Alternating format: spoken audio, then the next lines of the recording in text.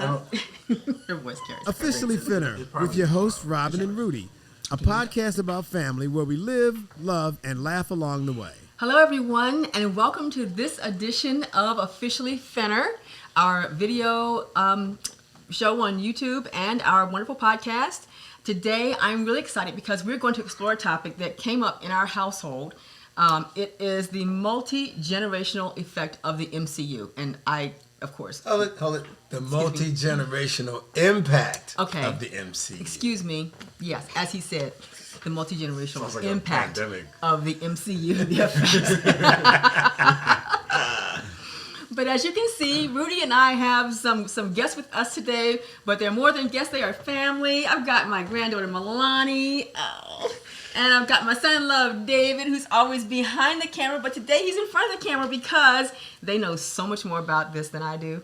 They're going to help carry this conversation. I'm going to ask them questions, and then this will be like being at our dinner table because... For reals. Yes, at our dinner table, you can see the TV screen from there, and if there's anything new, any kind of Marvel streaming, anything on Disney Plus, whatever it is, they're watching and talking about it to the point where, I'm reading my People What else is there to talk about? What's in People magazine is a good thing, but Hello. which is kind of what I looked at. But anyway, the MCU is huge, huge, huge. I recognize that. There are many movies that I really love, but I have not dived into it quite as deep. So I've got these people here to talk to you about their experiences with the movies, what they love about them, why it's important, and the impact it has on society, because it really is big. So we're going to just kind of jump into this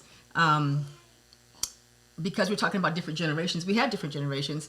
David is a millennial, right? Yep. Okay, so you're the millennial generation, you're Generation Z, yes, and you're a boomer, and I think what's really... Don't laugh at that, man. That ain't funny. But what's really cool about it is just how it kind of spans across. So it's crazy. It's not many. I was trying to think before we started this, are there any other shows, programs, anything like that has had the span? Can I drill down to a thought on that I had? First, let me take off my Stanley glasses. Yes, you have your Stanley glasses. Yes. So what I really meant by when you said that, I didn't really realize the impact until I must confess. The movie Red on Disney Plus, if Marley, our 7-year-old granddaughter, wasn't here, I wouldn't watch it. Mm-hmm. If Iron Man comes out with a new episode, if Malani is with the space station people and has no access to it, I'm still going to watch. Right? And I didn't realize that until I thought about what the impact of that, what is the net result of multi-generational. It is really... I use her as an excuse to go to a movie, especially during the pandemic if I'm concerned about crowds and all that stuff. I can at least justify going in, masking, and all of the extra precautions that we have to take because Malani wants to really see it. It's not like Malani wants to see it. Of course I want to not. see it. And that's the crazy part about it. And the 7-year-old will come up and say, hey, are we going to go see Spider-Man? Yes, she joins us. And that was nuts. Sometimes. Yeah, exactly. So anyway, since we're talking about MCU, can one of you all kind of give a definition, maybe David or Malani, what the MCU, how do you define that? Marvel Cinematic Universe. That's what I would basically what it stands for. But it's so hard to define something that's so big. I think that's what I mean, like in a good way. David, what do you think? What can add on to her? What she's saying? Because I had a thought, but I wanted to hear yours first. I mean, in terms of this, I think the standard definition is what it is. Mm-hmm. But for people that, especially the way the direction that Marvel has taken over the past 10 or 12 years, I think it's been more of it's like a staple. It's also a staple for people that are fans, that are viewers, comic book readers. But it's also becoming staples for Hollywood as well. Yeah. Because a lot of people who missed the initial launch, and when people started to get involved with it, it probably turned down. People probably second guessed whether or not they wanted to go that route with their career. Yeah. But when they see what has happened, and there are some people that can never be anything other than whatever character they portrayed within the MCU. And that's not a bad thing.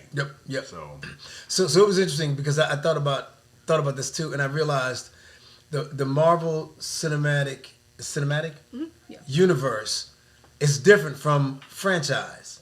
See, what we had been used to are franchises. Yeah. Right. Yeah. We had, and almost everything is a franchise, which in general is a 2 to 3 movie series. Right. And then you're out.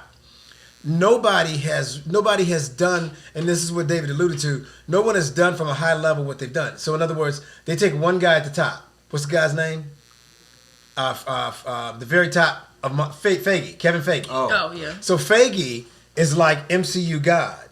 And he watches every single piece of it that makes sure that they all come back and connect.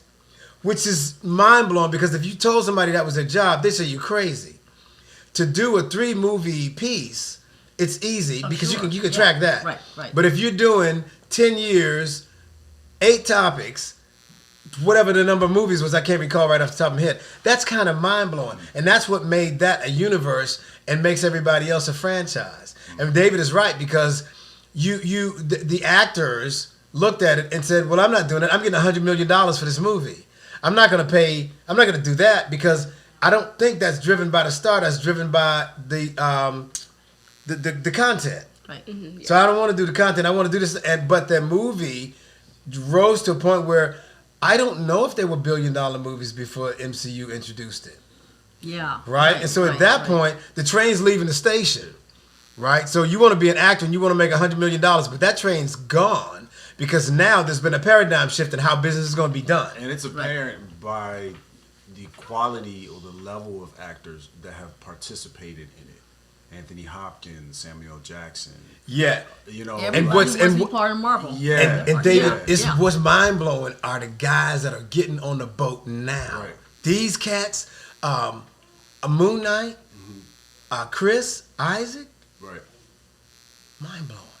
This dude is off the Oscar, shit. Oscar. Yeah, Oscar. I was Okay, very important, very important. So now Moon you got to America. see the most important part of this. Why it needs to be multi-generational.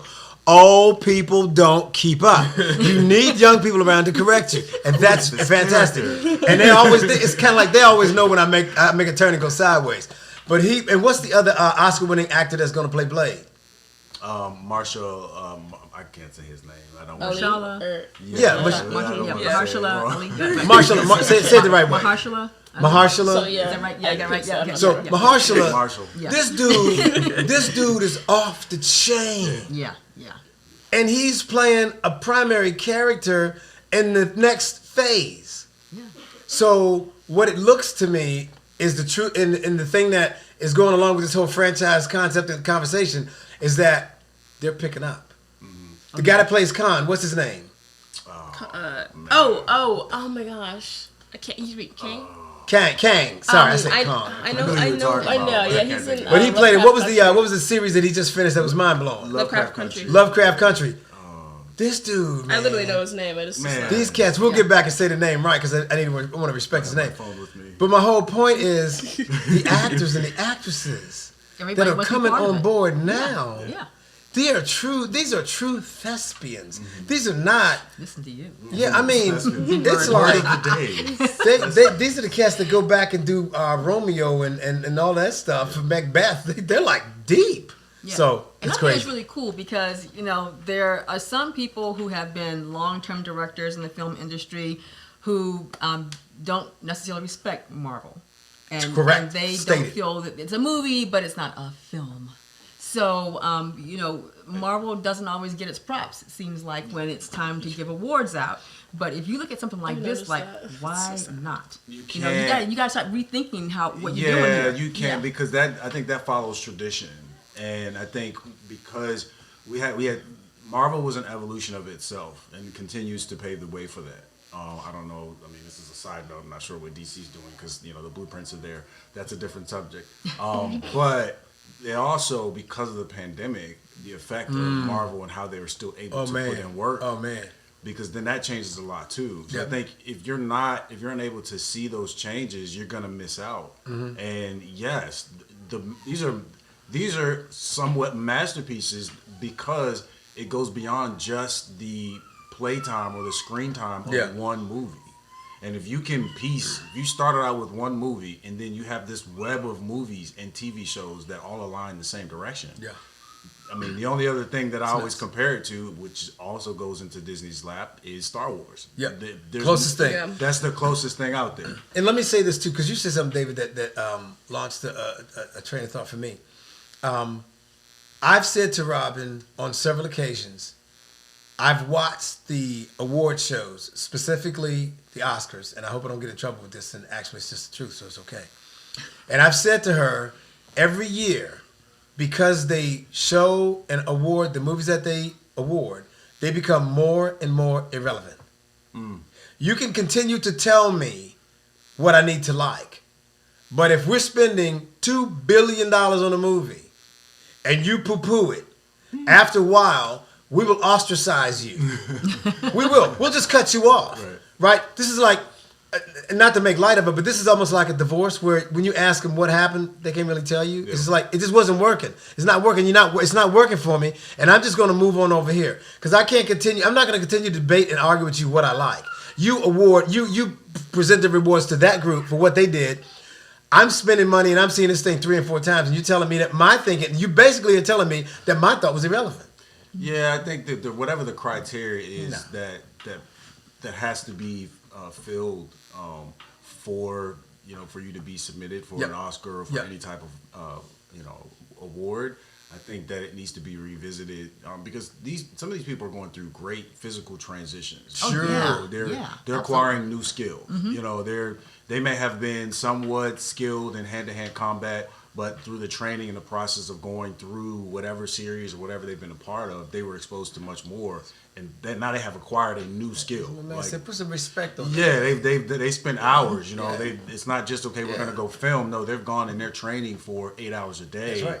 And then come in ready to film, and they wanted to make it look as authentic as possible. Yep. And also the MCU, just as a side note, is also launching some people's careers as well. No joke. Because they get some diamonds in the rough, some people that you haven't. Some unknowns. And it's giving them more life. Fantastic. Yep. And I would also say that it brings diversity into the picture. Oh my God! In a very easy way. Easily. So it's not like gosh. it, boom, right in your face. Here, you have to have this. But they've just integrated it into what they're doing in a way that makes it have such broad appeal to so many different people. And I think that's wonderful. Endgame, one of the most landmark photos in movie history was when the girl said, "We got it." Right.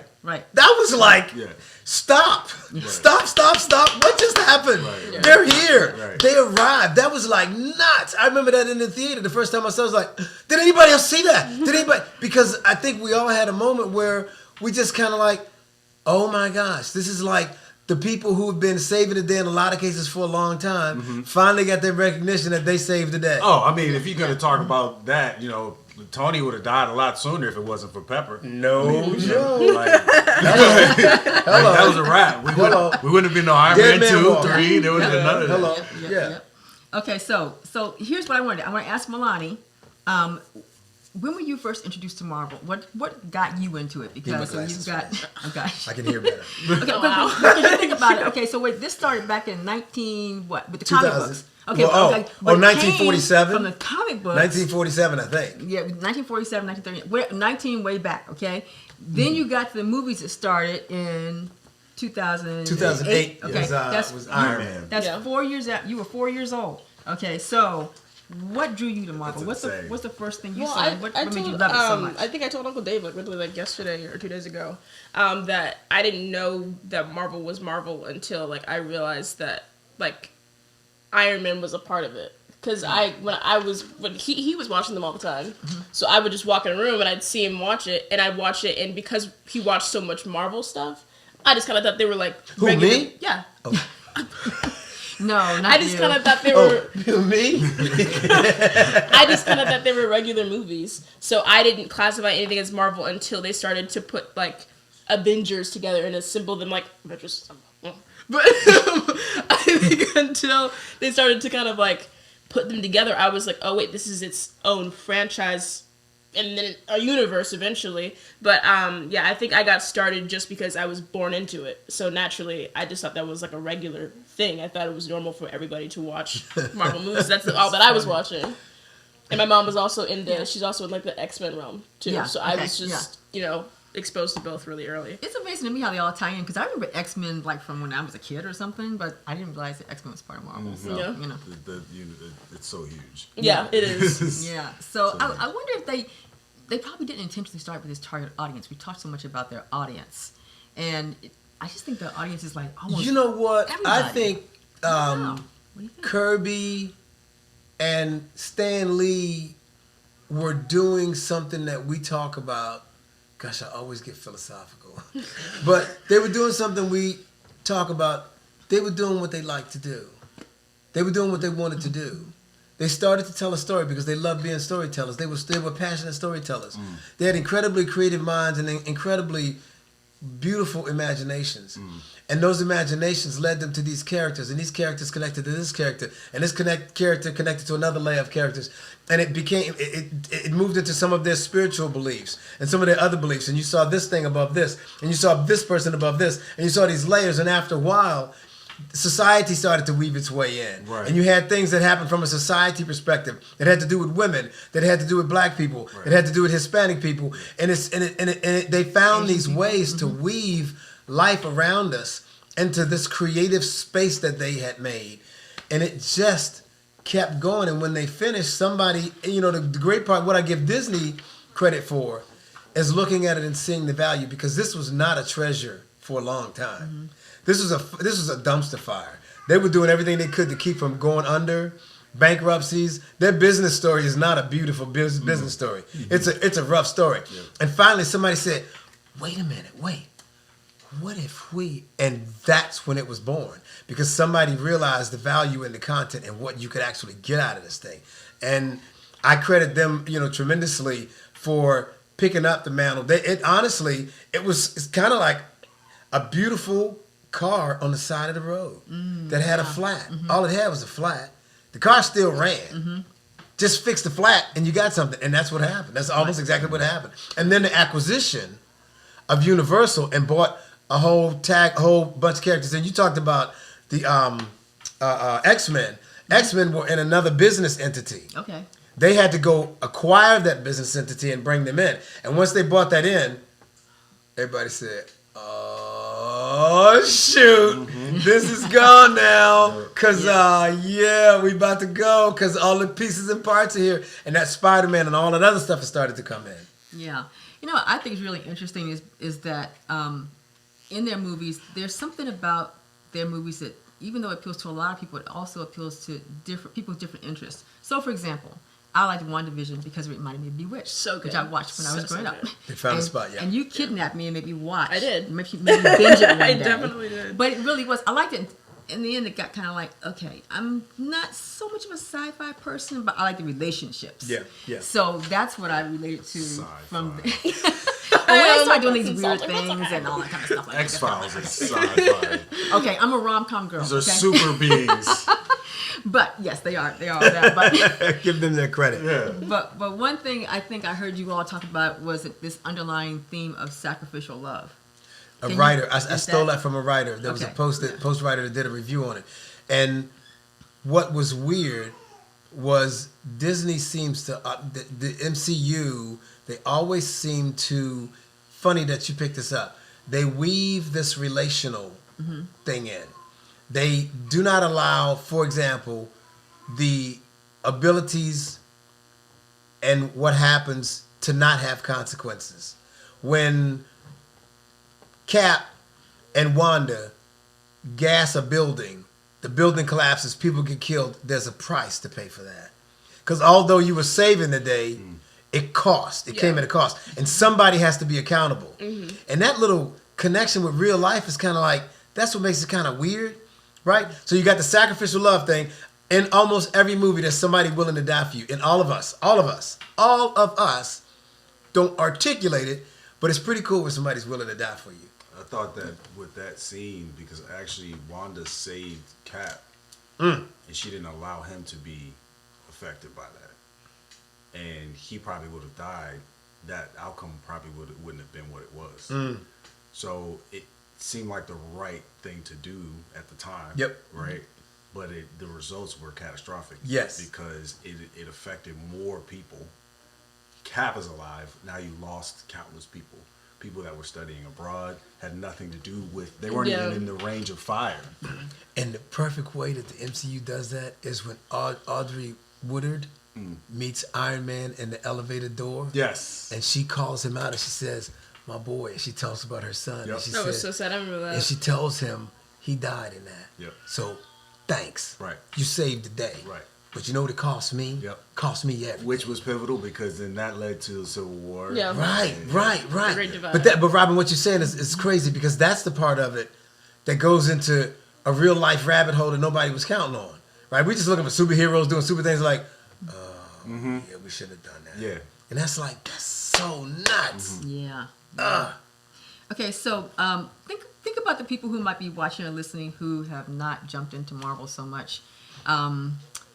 What would you tell them? How would you advise them to approach it? What movies should they watch if they want to get into it? Because I'm a very chronological person. Like, give it to me all in order, but that's not how it goes. It jumps around a little bit, if I'm not mistaken, right? It does, Yeah. but you have to, like, before you even finish your question, like, if you haven't watched anything, then you should start at the beginning. I say timeline order. Yeah, because they introduce subtle things for the coming. There's always a coming. Like they're almost solely responsible for in-scene credits. And sometimes there's 2, sometimes there's 3, but like they're responsible for that. And then also Easter eggs. There's stuff that like before Captain America came out and Iron Man, his shield was in the background. It was just chilling. It was just in Tony's workshop, just chilling in the background. So that was something that showed you like, okay, Captain America is coming. I don't think you can just start out with, I like this character. Let me watch Captain America. Yeah, because I feel I think, but also I hate the fact that like there's so much war between like watching and like release order and timeline. I feel like if anything, if you're starting now, you're probably like one of the luckier ones because you get to start in timeline order and start from the way that they trailed it along rather than when they released it. Yeah. I feel like we watched it in the release way. Yeah. And I feel like we're still able to tie the knots and love it just as much. But I think that it was even more rewarding to know all that and then start from the beginning in timeline order. Yeah. And that changed everything. So I would say if you're going to start for the first time, just cut to it and immediately start in timeline order. So Robin, if you don't mind, I found there's 1 or 2 articles that if you could put a pin to the post, this podcast. Yeah. Because what it does is it breaks down the movies in phase 1, phase 2, phase 3, and talks about phase 4 all the way through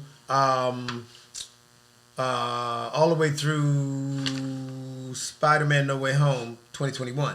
Okay. But then there's also in that same article, I think, a chronological order, which takes you from Captain America, the First Avenger, all the way to Moon Knight. Because see, chronologically, just like Malani said, that's a fascinating thing when you look at it those different ways. I do think. So I guess the question is, which way do you think is best to view? I don't know. You may have said that just now. I was saying that I think personally, timeline is more rewarding because I feel like chronologically. Yeah, So sorry, follow it chronologically. easier. Yeah, I feel like it's not like you don't get as much information either way. You will fully understand it either way, but I feel like it's more like you want to watch the next one because you know that they're tied together. And I feel like it for someone who has not been exposed in the universe, it keeps them on a single lane rather than being like, wait, what's that? Because they're gonna mention things that are not. If you just start out like I had a friend who like we went to see Endgame, and he had only seen like maybe the Avengers. Ooh. And I was like, no. That's how emotional this how, is. I've seen more than that. How do you do that? There literally are like 8 characters in here that you know nothing about unless you know about the character, and that still doesn't translate to all the cinematic, and how it's how the cinema how it's portrayed. So it's like I feel like if you watch it in order of like the timeline, I feel like it does it justice because there's things that are mentioned, just like there's little physical things that you see. There are characters that are mentioned. There are responses. You just can't start out with Civil War and not understand how we got there. That's genius, and I'll tell you, I've not known the answer to that, but you just said it because I'm just thinking about this. It lists here chronologically Captain America, the First Avenger. Mm-hmm. That's where you were introduced to Red Skull. Right. Yeah. You were introduced to Hydra. Right.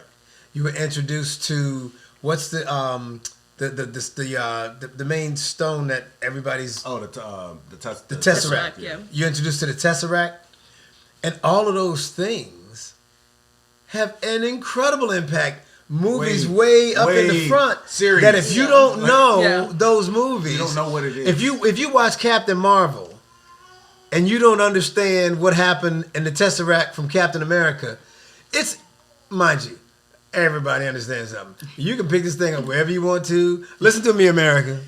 You can pick it wherever you want to, and you will be thoroughly entertained. Yeah. But my point is there's so much stuff. I'm fortunate enough to have what I call, these are like my interpreters. When I go to see a Marvel movie, if it's something I'm not sure about, I make sure I have Malani with me, David with me, or my nephew Gregory.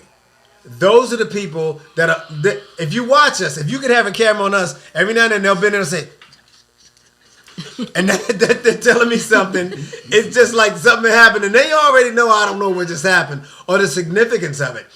When we watched The Eternals, the post scene in The Eternals, y'all that know that movie knew what that meant. Where I was kind of like, who's that guy? What does that mean? Why is everybody so excited about that? And everybody said, no, you don't know who that is. That ushers in a whole new, and blah, blah, blah, blah, blah. And so that's the beauty of the chronological order.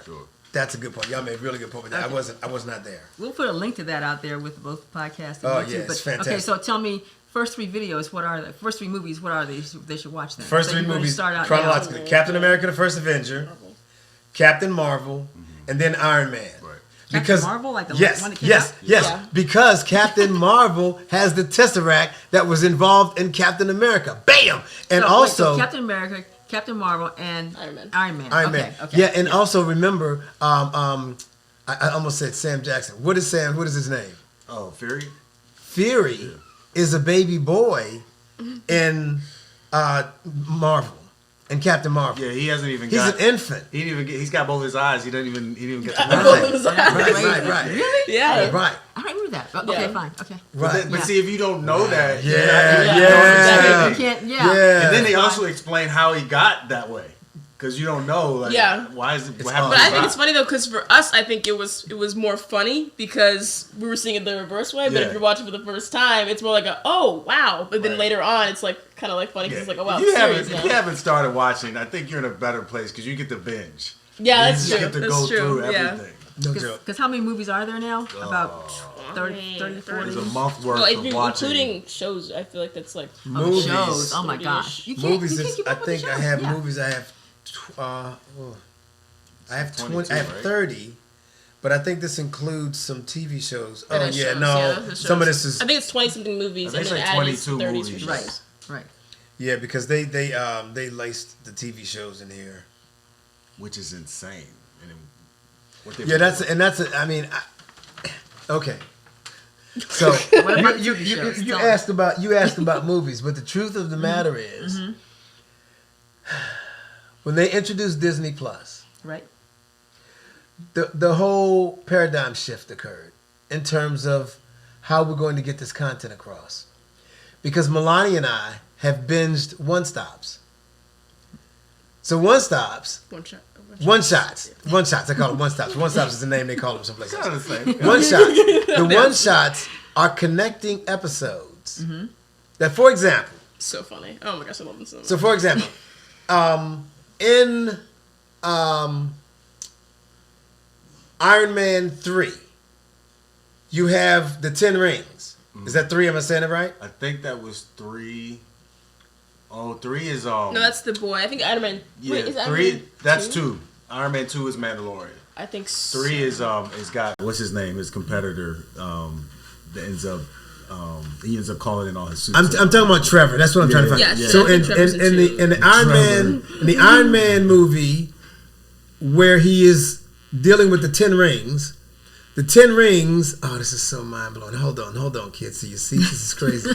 The 10 rings has a front man who's a fake named Trevor. You don't see Trevor at the end of the movie. you see Trevor in Shanghai's 10 Rings. Shang-Chi. See, this is what I have. I'll tell you, this is why I got him with me to keep me straight. But that's the beauty of this. That's what I love it. So That's why we're here. that's what it is. So check it out. Shang-Chi. Yeah. Shang-Chi. Yes, please help him. So Aquafina, what she was trying to say. So Shang-Chi has Trevor reappears. Disney Plus has a one-stop that shows you where he was in between. If you don't watch that, you won't know. I mean, and it's okay. Yeah. But when we saw that I could fill in the blank, it changed everything. So We had to go back and watch Shang-Chi again. Because they're like, oh, okay, shoot. Yeah. Now I understand. And so I think what's happened when using a multi-platform concept like that, multiple ways, so we can watch something that's Marvel that takes 30 minutes. It doesn't take 2 hours, 3 hours. Yeah. And it filled in the blank, gave us a chunk, and we move on. And the one shots were like 5 minutes. They weren't even like Right, they were. Yeah, some of them were really tiny. Really? But they were pivotal. Oh my gosh, when you saw It's crazy. I still haven't watched. Oh my god. Yeah, it's crazy. They're amazing. so funny. You know what it is? They're I forget about. I've seen some of them, but I need to go through. They got Coulson one shot, Yeah, Thor but one the, shot. That Thor one is my favorite because it just shows where Thor was with Civil War. Because the question is like, where was Thor during Right, Civil so War? think about that. During Civil War, Yeah. Thor wasn't there. Where was Thor? This is what the one shot Literally, tells you. it's so funny. I would have Oh my never thought gosh. about where Thor was. I would have been so into the Civil War movie. Well, because that fight would have been a little different had everybody been there. That's true. That's true. Right. Oh, goodness. Yeah. Okay. All right, one shot. That made me think of one of my favorite Easter eggs, connection points, is where in Doctor Strange. So the scene where before he has his, spoiler alert, before he has his car crash, he actually is on the phone, and there are potential surgeries that he's being asked if he wants to come in and do, and he's going to an appreciation banquet of some sort. Yeah. Right. And one of them that talks about, and this is the connection to Civil War, one of them talks about a general that's in some type of exoskeleton suit, which is referring to Rhodey when his suit got damaged. In Oh Civil my War. gosh, I didn't know that. Yeah. So it's one of my favorite What? connections. That's really No. cool. But those are kind of things that they do, and you have to watch in order to make those Oh my connections. gosh, I didn't know that. Yeah, did I? Yeah. That's really cool. Okay. Tell you what. We've talked a lot in this introductory episode. That's right. This was the hello. Because I have Good a to meet you. feeling this is going to go on. In fact, I know it's going to go on because we're going to do a second episode. But let's just kind of dial it back for now. Take a break. And I think you're going to still stick around, right? Yep. Okay, we're going to do episode 2. Awesome. All right. Thanks for watching. There you go. Hope you like, subscribe. Don't miss anything. You won't want to miss anything in Marvel. Officially Fenner thanks you for joining us. Please subscribe and hit that like button.